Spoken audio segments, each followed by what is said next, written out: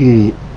So, purihin ang nag-iisang Panginoong Jesucristo, si Father Jesus Nazareno. No? Verse 125, sabi doon,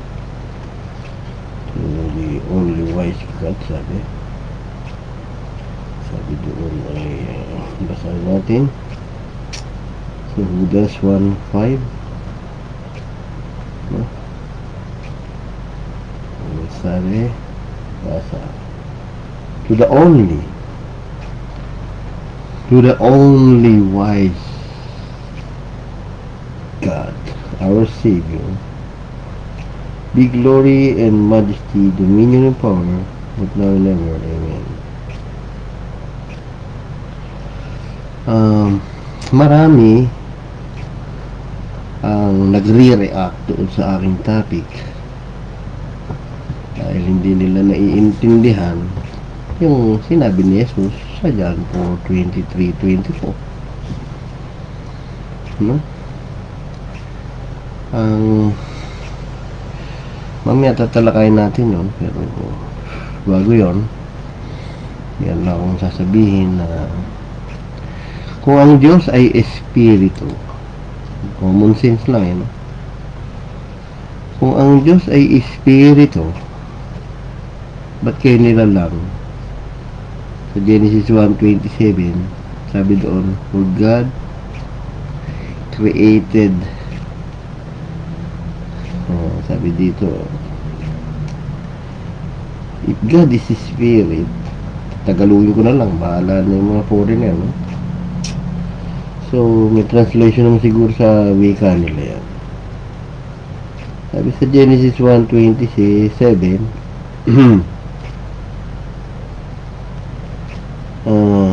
so God created man in His own image. May image eh. In the image of God created He him, si Adan. Male and female created He them. Kita nyo na. Paano nangyari? Kung ang Diyos ay Espiritu, bakit nalalang si Eva at Adan na may image daw yung God? Sa maliwanag, kung nataon na kayo yung unang nilalang, si Eva at Adan, papayag ba kayo na hindi nyo makita yung lumalang sa inyo? Para kayong manok na iiwanan na lang kayo ng inyong inahin?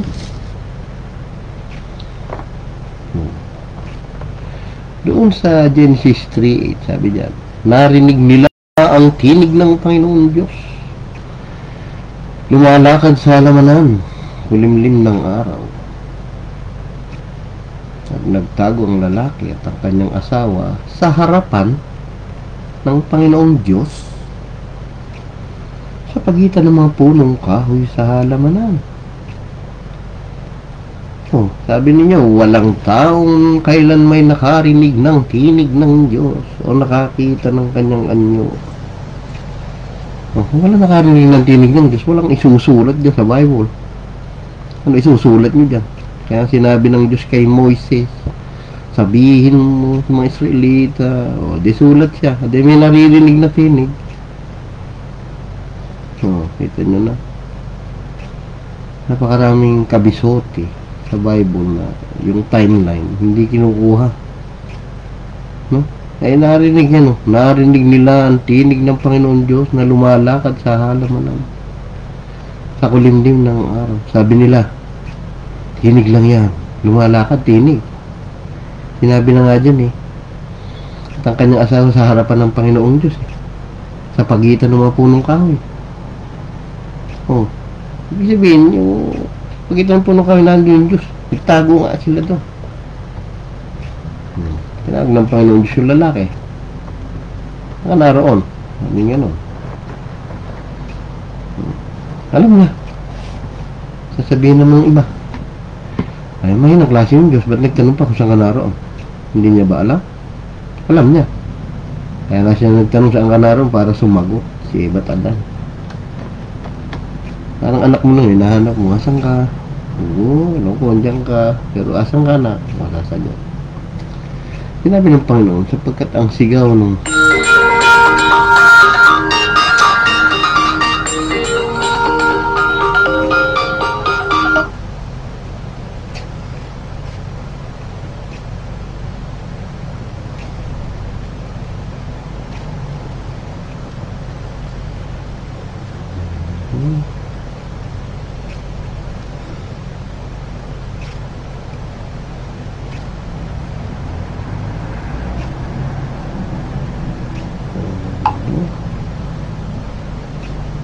sinabi, ano?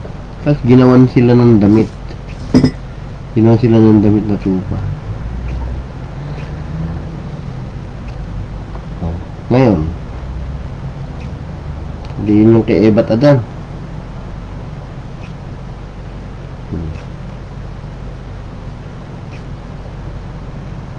Hindi yung sabihin, dumilot si Ebat Adan, hindi nila nakikita yung gumawa sa kanila. Yun yung umihip sa ilong ni Ebat Adan. Di ba? Hindi pa lang sa ilong, sabi. Sa Genesis 2:6.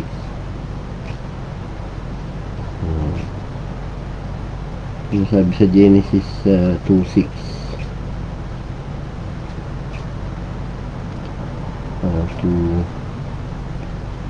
Sa Genesis 2:26 ba yun?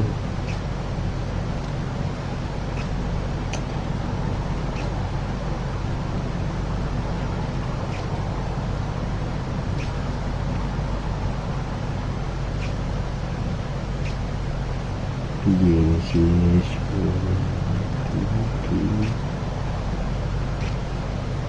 2:8 yata yun.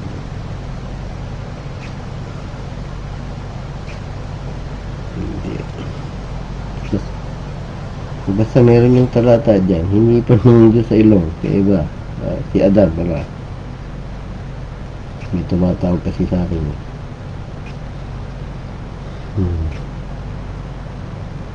Okay, alam nila yun. Sa Genesis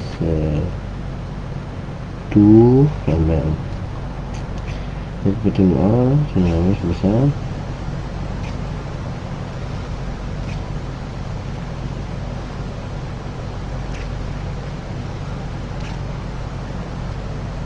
Genesis 2.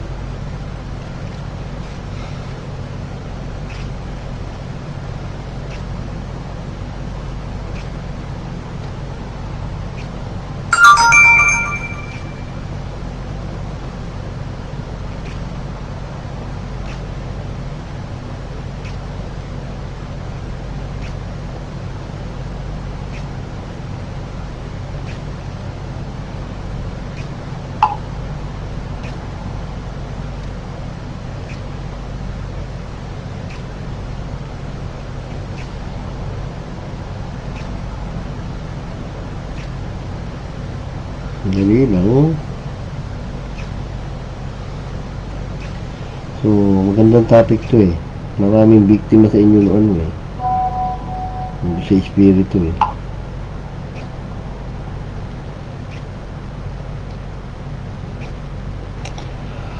Oh, di ba?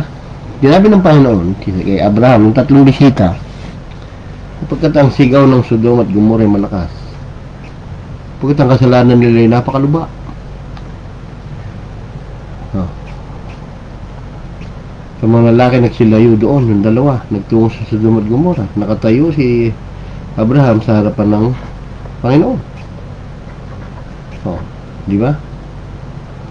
Doon sa Genesis 18:19, sabi doon, may sumbong. Narinig ko yung sumbong. Sandali ah.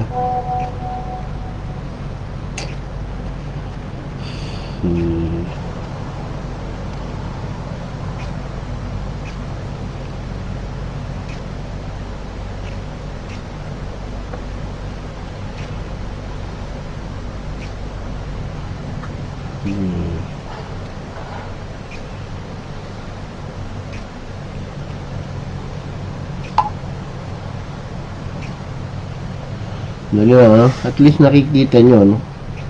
Ang nangyayari kasi sa inyo, hindi na ituro na ang Diyos nagkakatawang tao sa OT, no? Kaya ang akala ninyo, ang Diyos ay hangin lang. Pangyarihan niya na please them, no?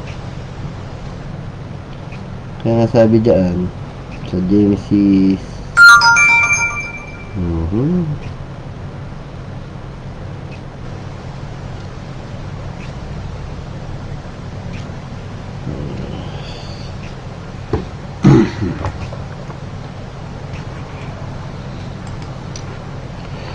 Genesis 18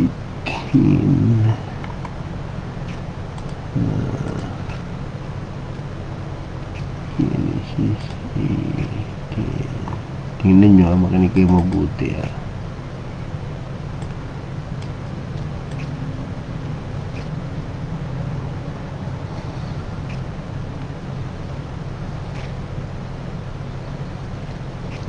maraming nabiktima ng ang Diyos sa Espiritu lang daw. Espiritu ng Satanas. Pwede, sa inyo.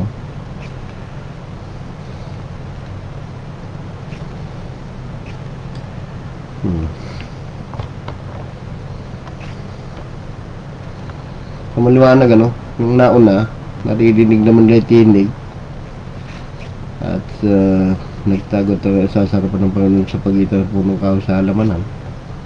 Sabi niya, walang nakahadlig ng tinig. Sa Genesis 18:20, sinabi ng Panginoon sapagkat ang sigaw.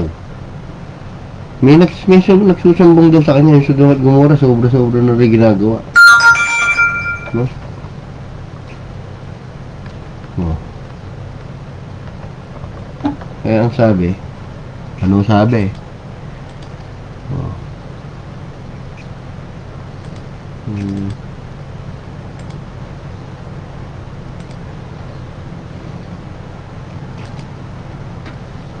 Diba? Ano sabi? Ano sabi ng Diyos, ano sabi ng Diyos? Bababa ako ngayon, sabi niya. Hindi bumaba. Titingnan ko ginawa nga ayon sa sigaw na dumating sa akin. Alam niya naman yung dumarating na yun. Bumaba siya para makapagtawaran lang kay Abraham. Alam niya yung magugunaw. Alam niya na yung sumbong na yun, kaya inihanda niya yung dalawang anghel. Ngayon, nung naiwan yung si Abraham sa harapan ni Yahweh, sabi sa 22, harapan ng Diyos, umalis na sila sa 33, naghiwalay. Umakit na sa langit ang Diyos, biglaan.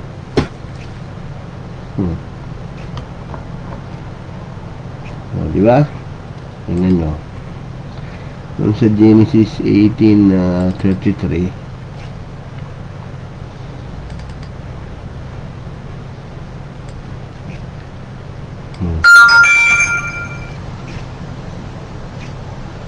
dali lang hindi kayo mabuti.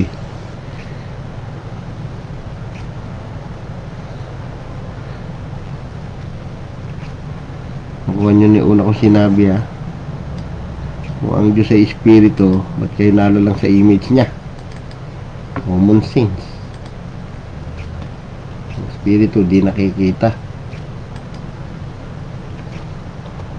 Ang liwanag, yung Espiritu na yan, tinasabi may kapangyarihan at karunungan ng Diyos sa unang Korinto 24. Si Jesus ang Diyos, siya ang nagbibigay ng karunungan, siya ang nagbibigay ng wisdom sa mga tao. Dahil si Kristo ang kapangyarihan at karunungan ng Diyos. Kapangyarihan, so ibig sabihin, noong ang Diyos ay nasa langit, tuloy ang ikot ng mundo, tuloy ang ikot ng lahat-lahat, tuloy ang takbo ng mundo. Kung nasa lupa, tumuloy-tuloy din ang takbo ng mundo, tuloy din ang ikot doon sa langit. Kung ano nangyayari sa langit, tuloy-tuloy din naman. Kaya pinagkaiba nun. Pinuno ng Diyos ng kanyang kapangyarihan itong mundong ito. Ngayon, doon sa pansinin ninyo yung sinabi sa 33, no? Sa Genesis 18:33, yung si Yahweh, yung Panginoon, sabi ng iba, si Jehovah raw. Pero si Jesus yan. Yung nagpatuloy pagkatapos ng mga pag-usap kay Abraham. Si Abraham nagbalik na sa kanyang dako sa Mamre. So, saan nagbalik yung Diyos? Sa langit. Dahil yung tatlong bisita, 2 anghel na lang nagtuloy sa Sodom at Gomorrah. Nakuha nyo na. So, ngayon, ba't nakikain pa kay Abraham yan? Kung ang Diyos sa Espiritu. Na? Makikain nga sa akin yan, hindi kaganda. Hindi ka pala Espiritu, Lord. Ito pangyarihan ko yan eh. May ikot lang yan sa mundo. Yan nga eh.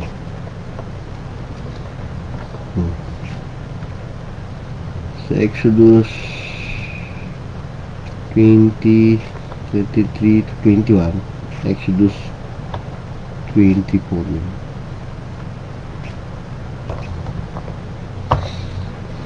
Sa Exodus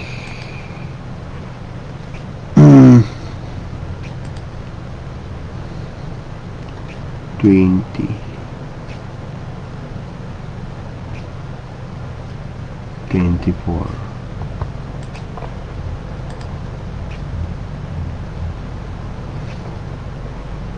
Exodus 20.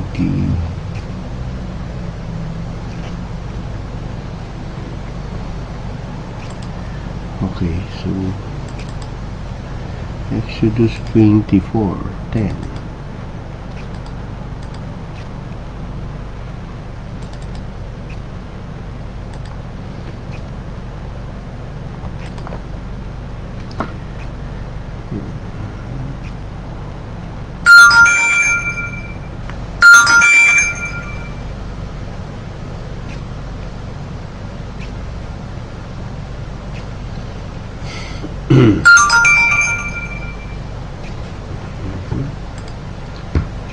Dali lang. So, nakukuha nyo na. Tandaan ninyo. Maraming nagbudol-budol sa inyo. No? Sinasabi na ang Diyos ay Espiritu. Espiritu nino. Demonyo. Ayan. Espiritu ni Satanas. Yung nasa inyo. Hindi nyo nang pala kinala yung Espiritu ng Diyos eh.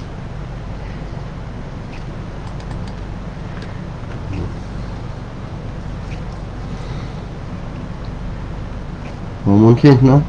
Nuulit ko. Ang Diyos sa Espiritu sa kayo nakopya. Sinasabi niyo walang nakarinig ng kanyang tinig. Tawaran mga bata pa yun. So, sa Exodus 24:10 hanggang 10-14 hanggang 16 yata eh. Ano ko Exodus 24:10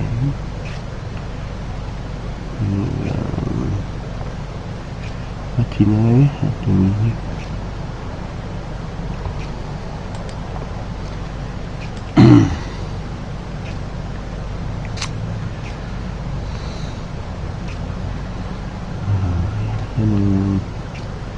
yan sinasabi sa inyo eh. Ginagawa nyo kasing anghel yung Diyos sa OT na nakakatuwang anghel lang. Kaya nyo magkatuwang anghel. Nagkatawang parang anghel na nga sa Genesis 3:8 eh. Genesis 18 eh. Pero siya yun eh. Kung may ginawa niya katawan na yun, siya yun. Yung tatlong bisita, nakikain pa.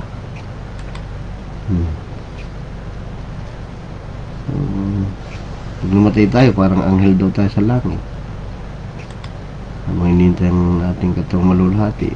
Pilipos 3:20-21, katulad na katawan ni Kristo. Hindi tayo espiritu na hangin doon na walang hindi nakikita. May sarili kang body, soul, and spirit. Yan, pag sinabi mong ibubuhos ko aking espiritu, lahat ng laman,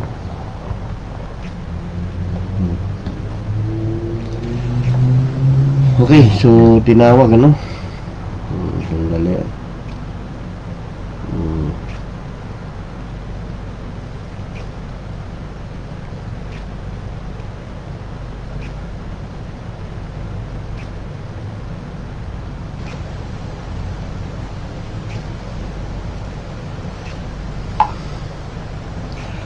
Okay, so tinawag ng Panginoon. Laki niya sinabi sa kanaroon. Yan, nakikipag-usap ta. Sabi niya walang makarinig ng tinig ng Diyos. Narinig na nila Ebat Adan. Si Ebat Adan pa lang may tinig na Diyos eh. Saka tandaan niyo, common sense.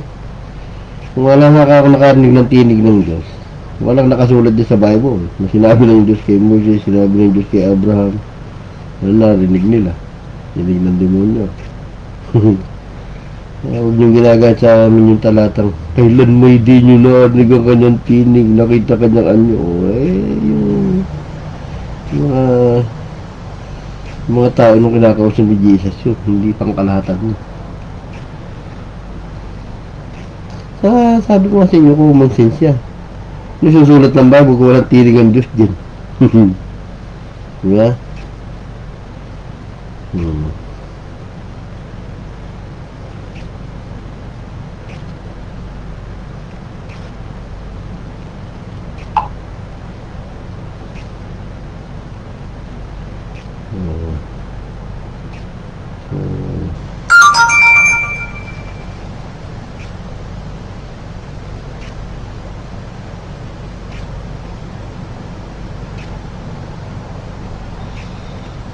Kailan naman nagla-live eh.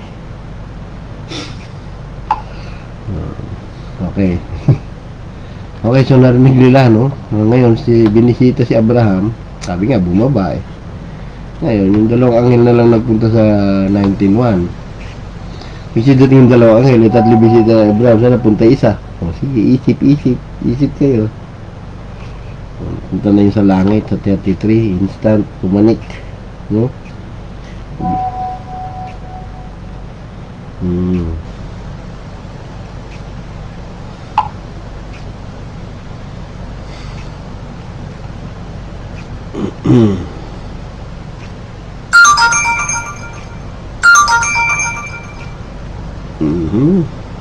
Ngayon matatagtag tayo ng asungot.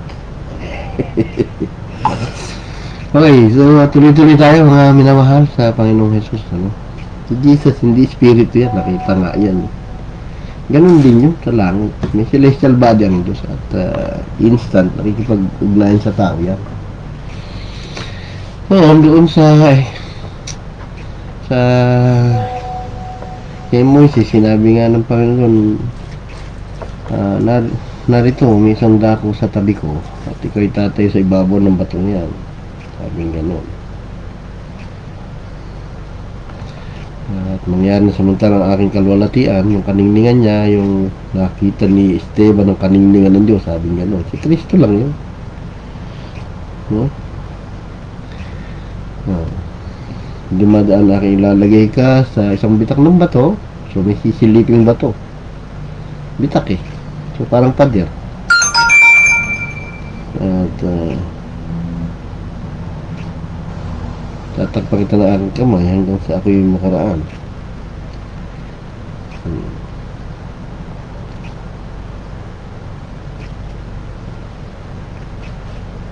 So ngayon,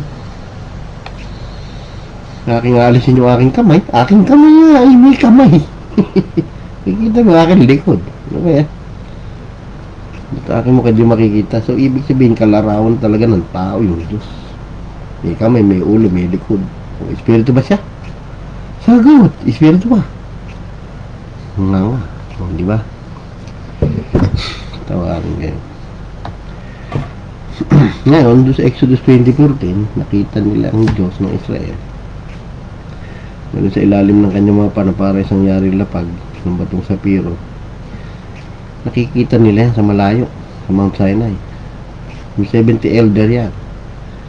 Sa mga malnata sa mga anak ni Israel, hindi niya pinatong kanyang kamay at sila tumingin sa Diyos at kumain at uminom.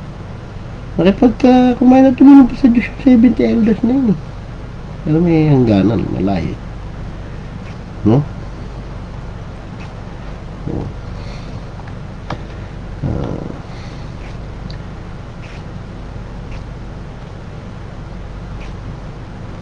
So, doon sa Exodus 24:15, sumampa si Moises sa bundok, tinakpan ng ulap ang bundok. So, pag-usap siya ng 40 days. Umilaw yung mukha niya sa 32. No? Ayun, dito sa John 4:23, ito yung nagkahilo-hilo ang lahat ng tao. Nagkalat na ang Diyos sa Espiritong sablay na niliteral na lang sinabi ni Kristo. Ang Diyos sa Espiritu daw. Yun na, tapos na. Mga. Si Kristo yung Father na yan. Dumarating na ang oras. Tinutupad niya oras na yun. Yung katupan ng hula. Ngayon na nga, sabi ni Kristo, sasambahin ang matunay na mananamba ko. Espiritu at katotohanan, sapagkat hinahanap ko ang gayon na maging mananamba sa akin. Yan ang katotohanan niya. Siya si Father eh. Ang Diyos ay Espiritu kolon. Espiritu ko. At ang mga sa akin, sa Kanya'y sabi. Kaya ang Diyos ay aking Espiritu. Yan ang ibig sabihin ni Kristo dyan. Kasi ang kolon, katuloy lang yan nung sinabi sa una. Basahin nyo nga rules ng kolon. Mga walang kolon, makikita nyo naman eh. Ang Diyos ay Espiritu at ang mga sa akin nagsisisamba. Kinakailangan magsisamba sa Espiritu at sa katotohanan. O, di ang Diyos ay Espiritu ko. Nakita nyo? Hindi sinabi na ang Diyos ay Espiritu, period. Kasing kolon, list yan. Yung list, pwede mong gamitin sa listing ng mga sumusunod talata. At ang kolon ay siyang nagtutuloy doon sa unang salita. Kalagi na may rules ng kolon eh. Binasa ko na sa inyo din. Nandyan niya sa profile ko. So ngayon, sa Joel 2:20, ito mangyari pagkatapos na ibubuhos ko ang aking espiritu sa lahat ng laman. Tignan nyo nga. Yan ang sasalita. Ibubuhos ko ang aking. Ano lang? Ba't ka nagkuko at aking? Ibubuhos ko ang espiritu. O di may espiritu ang Diyos, hindi sa espiritu. Halimbawa ako si Ben. Buhos ko espiritu ko sa inyo, darating si Ben. Espiritu ba ako? Ako ito. Ako itong source nyo. Ganun lang yun. Ganun din si Jesus ngayon. Hindi sa espiritu sa langit. May celestial body siya. May heavenly body siya. Sinasamba ng anghel. Matagal na espiritu na yun. Yan ang kapangyarihan at karunungan ni Kristo. Binibigay sa tao. Kaya ibubuhos siya ng laman eh. Tangin yung mga anak na lalaki, mahuhula. Matatanda magsisi panaginip, naman panaginip. O bakit mahuhula? May espiritu ni Kristo. Ang Diyos ba espiritu? Hindi. May kapangyarihan yan.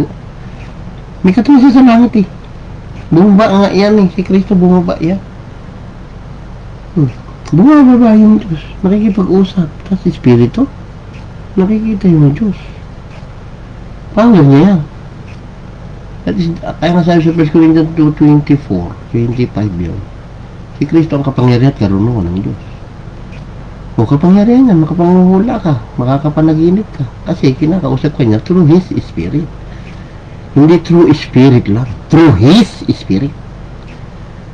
Kaya ang Diyos may Espiritu, hindi sa Espiritu lang.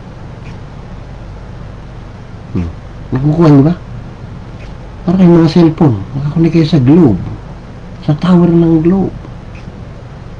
Yung signal between globe and you, yun yung power niya, yung kapangyarihan niya. Pero ang Diyos nandun sa langit, siya yung globe na tower. Espiritu siya? Ganon? Hindi, may espiritu siya, may kapangyarihan siya. Meron siyang wisdom na binibigay sa'yo through signal. O saan mo kinukuha? Sa kanya. O sino siya? Si Jesus. Espiritu ba siya? Hindi. May katawan siya. May celestial body. May sinasamba siya ng angel ngayon. Nakakita nila Pablo sa ikatlong langit. Tapos nakaupo siya sa trono, sabi. Sa Isaiah. Doon sa Revelation 5. May anak ng taong pumunta sa matatanda, sa Daniel. O ba't may nakikita? Noon na tayo lumapit sa matanda. Common sense lang yan. Kung nila lang ng Diyos ang tawaan sa kanyang larawan, hindi sa espiritu. Bakit siya may image? Nakuha nyo na. Ibubus ko aking. Sinabi ng ako aking. Kaya nga, hindi nabubuo sa inyo. Espiritu na Satanas. Bakit? Ang Diyos sa espiritu. Espiritu lang. Hindi, pinalay Diyos nyo. Ang Diyos sa espiritu ni Kristo. Yun. Yung tama dyan. Kaya God is my spirit. Sabi ni Kristo dyan. Kaya sasambahin nyo, espiritu katotohanan. Siya yun.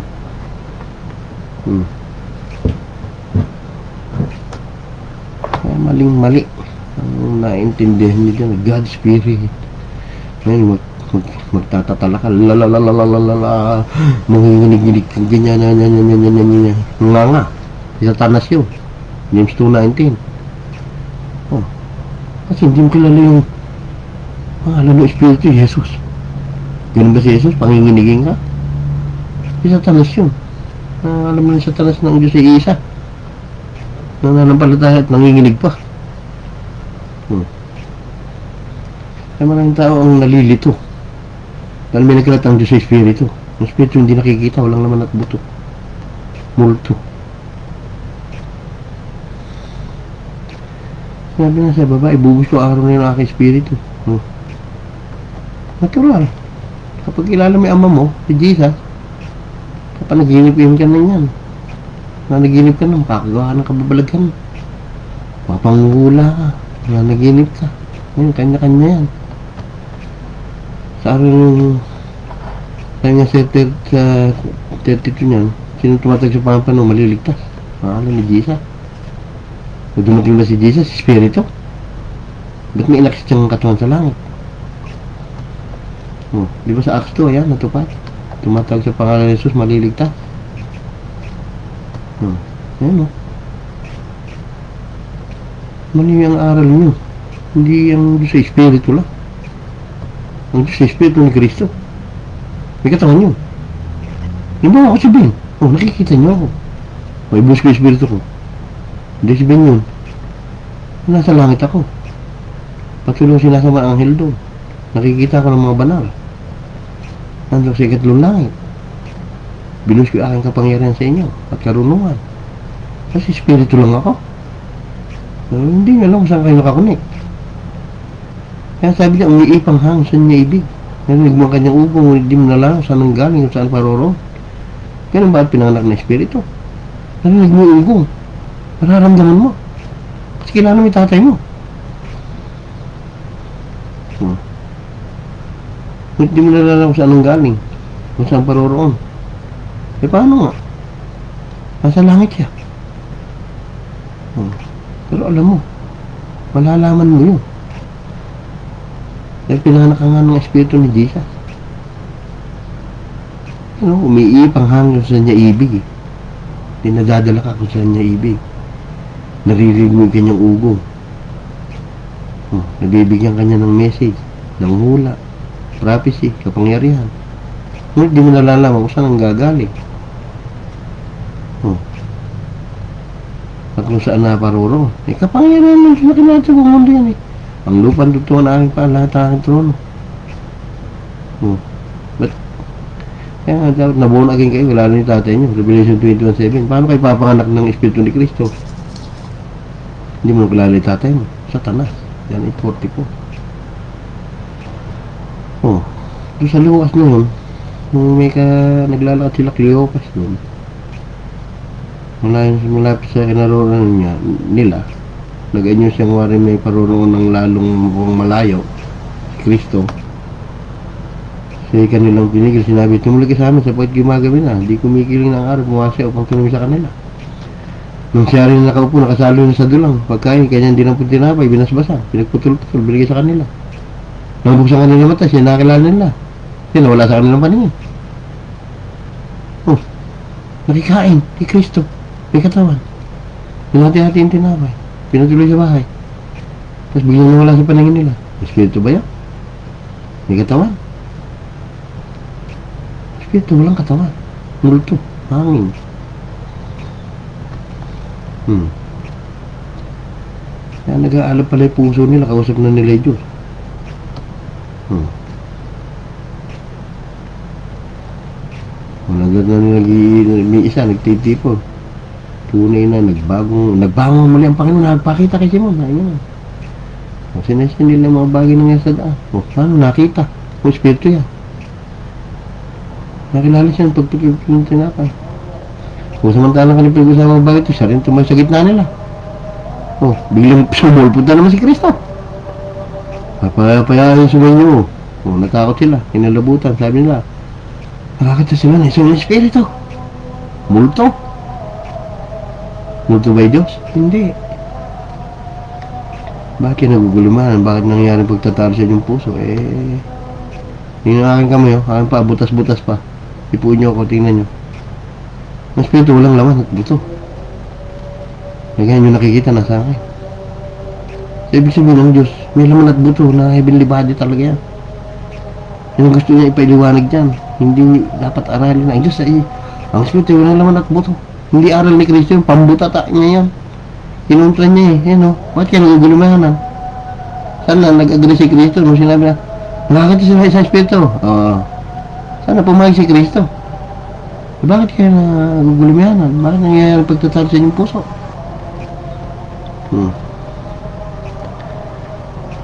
Pinakita yung kamay, paa. Ngayon, espiritu ba Diyos? Celestial body yan, ngayon sa langit kumain pa yan binigyan nila isang putulis ng inihaw. Di kausap mo rin parang tao. Katulad din ni Abraham na pinakain niya ng tupa, ng guyang baka.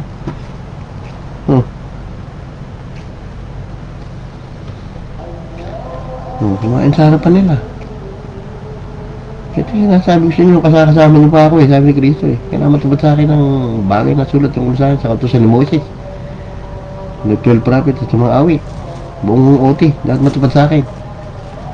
Binuksan ka ng pag-iisip o pag-unawa nila kasulatan. Yan pagkasulat, yan ang maghirap ako magbago muli. Ano nagbago muli? Espiritu?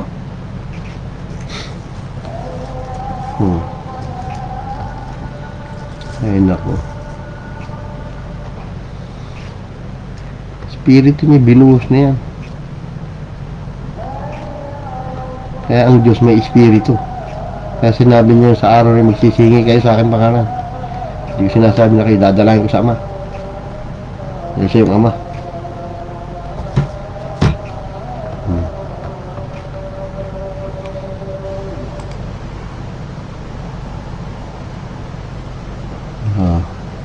Ano?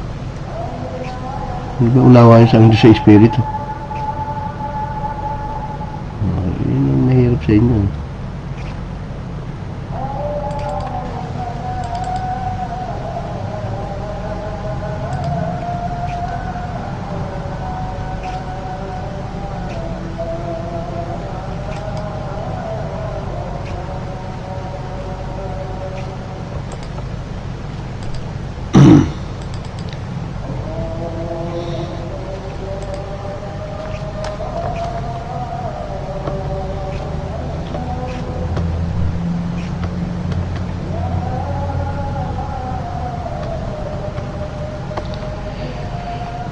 Ay, naku.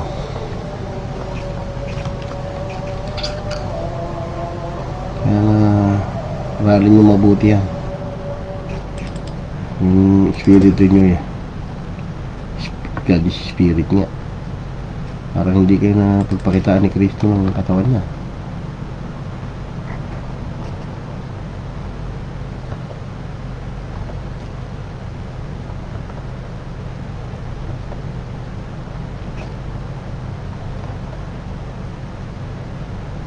Diba?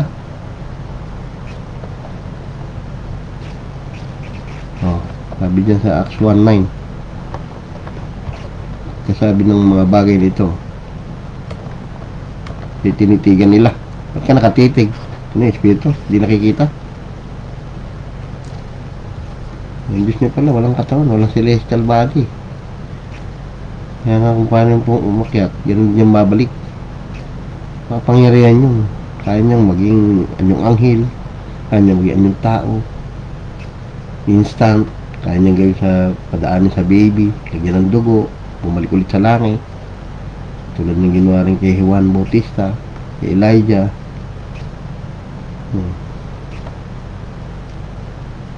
Ayan o. Sabi ng dalawang anghel sa tabi nila. Ito yung malalaking taga Galilea, bakit yan nakatimitin sa langit? Itong Jesus na tinanggap sa langit, mula sa inyo papat yung galing yung nakita ng paroon niya sa langit. Bakit bumalik lang naman sa dating siya yun.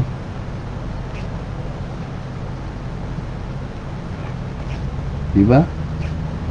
Diba sabi sa John 6:62, kung makita niyo umakyat ulit yung anak ng tao sa kanaroroon niya nung una.